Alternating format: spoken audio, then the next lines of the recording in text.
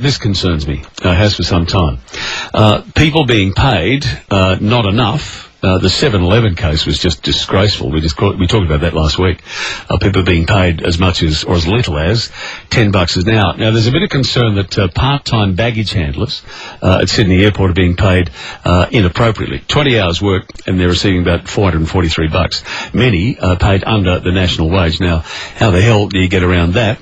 Well, Tony Sheldon is on the line from the Transport Workers Union, so let's try and find out. G'day, mate. Good afternoon.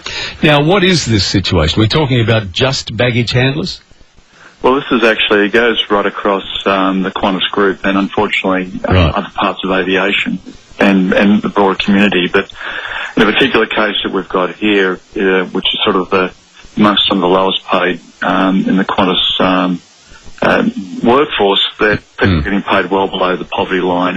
And this is over the fact that they're only guaranteed 20 hours a week when they want more hours, craving for more hours to raise their family and their kids and to put food on the table. Yeah.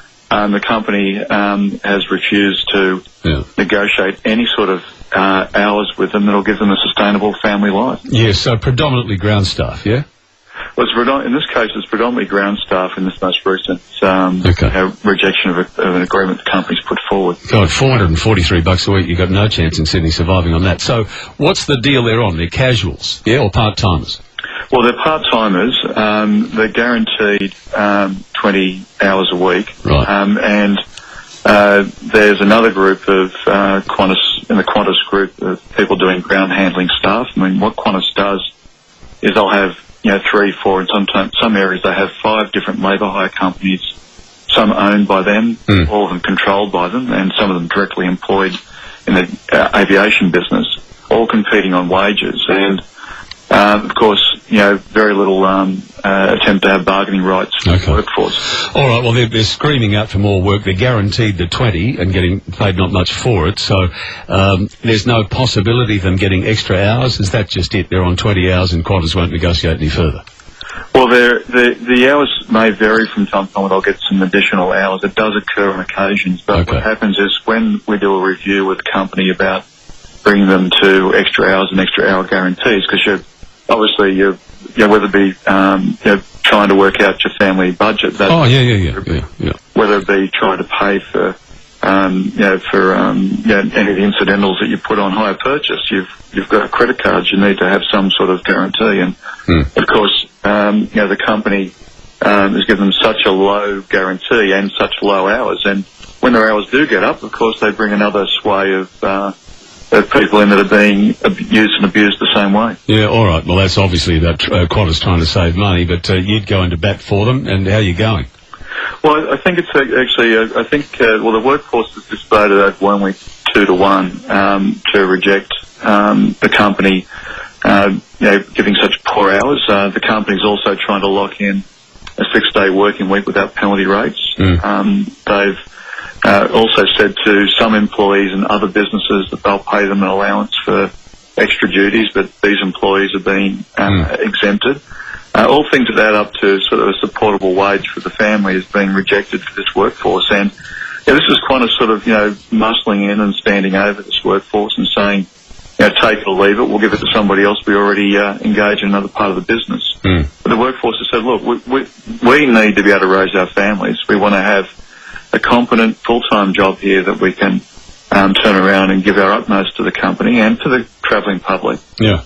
And of course, the additional problem we've got here, and that is that there's a good, strong core of staff that are sticking it out, and there's a number of staff that, of course, there's a high turnover. And with high turnover, you've got less experience and less performance, but the company has made it very... Yeah, I'm with you. Yeah. So, where should this end up? Fair Work Australia, surely? Well, this is the circumstances. Qantas, when they weren't happy with the arguments with their workforce many years ago, they horrifically stranded, locked out employees across their business. And I remember that, 10,000 people. These are now just over 400 workers in the ground handling staff. There are other agreements that are falling due within the Qantas group. And we're asking, and the workplace leaders are saying to everybody, let's stand together to have Qantas sit down with us, talk to us. And know they had a proper deal. Yeah. Better, and the families deserve better. Yeah, indeed. All right, mate. Well, I just want to say one thing. Yeah. While the executive has given himself a 500% pay increase. Yeah, mate, it's, again, we've got this spectre in this country at the moment of the haves and the have-nots, and it's getting wider and wider and wider. If we head down the American path, there's a lot of us, me included, that won't be very happy about it because, really, I've been saying this for a very long time, Tony, if it's fair, if the thing is about fairness and everyone gets paid, for a fair day's pay, a fair wage, then you haven't got a drama. But when you see things like this, I mean, there's no fairness there, is there? Yeah, absolutely right, Tim. And these guys are determined to turn around, and women are determined to turn around and make a better deal for their families and the rest of the mates in the aviation industry. Good on you. Thanks for the chat. Thanks, Tim. Tony Sheldon from the Transport Workers Union.